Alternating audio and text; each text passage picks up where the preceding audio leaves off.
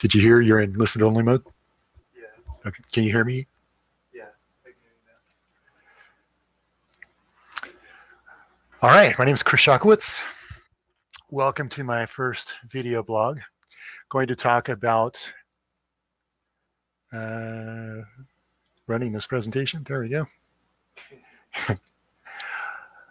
All right. So we're going to talk about the M90 Battle Armor and Colonizing Trappist.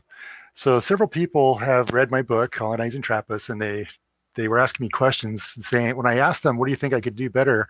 One of the things they said was, I really want to know more about this M90 Battle Armor. It sounds pretty cool. So I thought I would do this blog.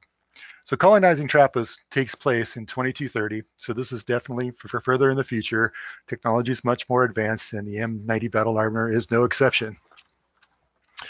Now, when people talk about battle armor, they think about stuff like these giant Titanic robots like this Warhammer Reaver that's probably 40 stories tall. That's not what we're talking about. What we're talking about is personal body armor. So something that's intended to protect the human being who's inside.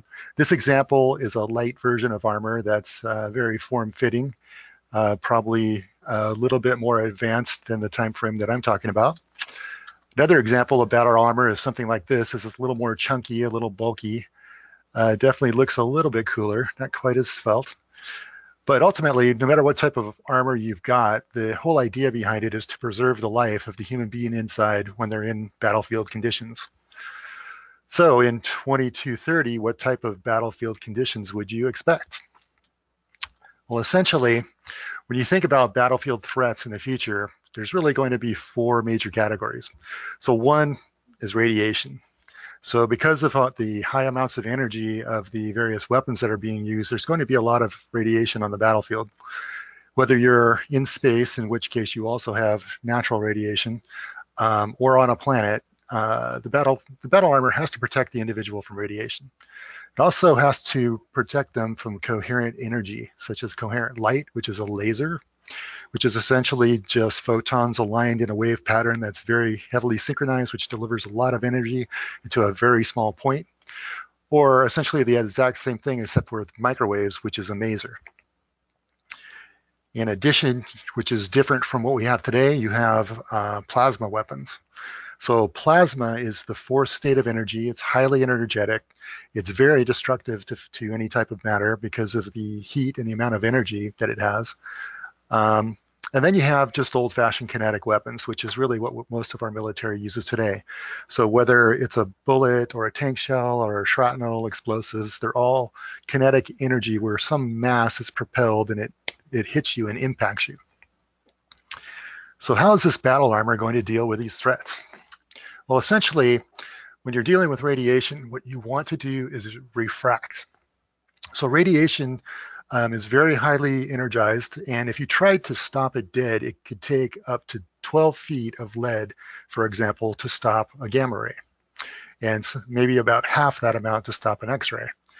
But if your armor had layers to it and you energize those layers, whenever a charged particle hit it, you could essentially slightly deviate it from its course as it hits each layer, just like the light gets deviated when it hits a prism. The light passing through a prism will split it up into its multiple different components, essentially reducing the energy of the light. But in addition, it's actually changing the direction of the light.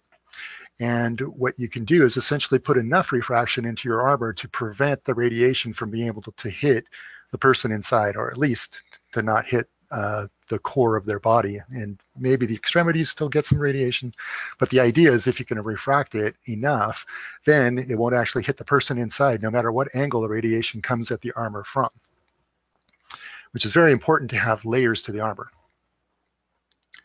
So the next battlefield threat is lasers.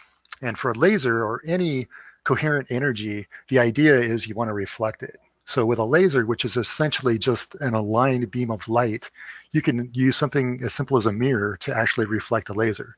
So, if you're out there in the battlefield, you don't see this in Star Wars, but, they could hold up mirrors and reflect the light back to each other, That's what's a little bit unrealistic about Star Wars. But if you had some level of polish or some level of material science essentially to the external portion of the armor would be able to reflect that laser light and protect the occupant. So next we have plasma. And this is one example in nature of plasma. It's lightning. And essentially you're getting these large electric charges that are forming in the atmosphere and then grounding out between the Earth and the atmosphere. And the amount of energy being released is in the millions of volts. And what it does is it actually changes the nature of matter. So plasma is the fourth state of matter. It's essentially not a gas, it's not a liquid, it's not a solid, but it's highly energized and it's moving very fast. And if this plasma were to hit anything, it would do a lot of damage. Now on the battlefield, what you want to do with plasma is deflect it. So essentially, plasma on the battlefield, if you want it to go any range at all, you have to contain it in some form of a magnetic field, which is essentially the only way we know how to contain plasma today. When you look at trying to create a fusion reactor, we're essentially using plasma to create enough heat to try to cause a fusion reaction, and we're using magnetic fields to contain that plasma. So down below, you can see the shape of a plasma charge that's flying through the air.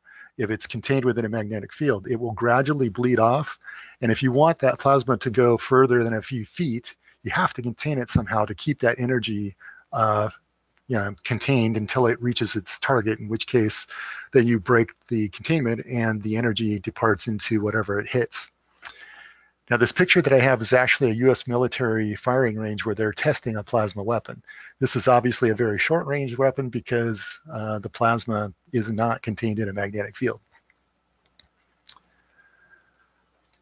And then you have good old kinetic weapons. So you have things like bullets, missiles, bombs, shrapnel, explosions, and you just want good old armor to protect you from it. So any type of battle suit of the future would have an armor component to protect you against kinetic weapons. So if you're going out into the battlefield of the future, like our colonists on Trappist, you have your M90 Battle Armor, your P70 laser rifle, and a nice handy plasma cannon plugged into a portable generator, so you have plenty of power to fire all of these weapons at your enemies. And if you're interested in learning more, feel free to read my book, Colonizing Trappist by Chris Shockowitz, me. You can find it at shockowitz-sci-fi.com. I want to thank you very much for attending, and I hope you like my first video blog.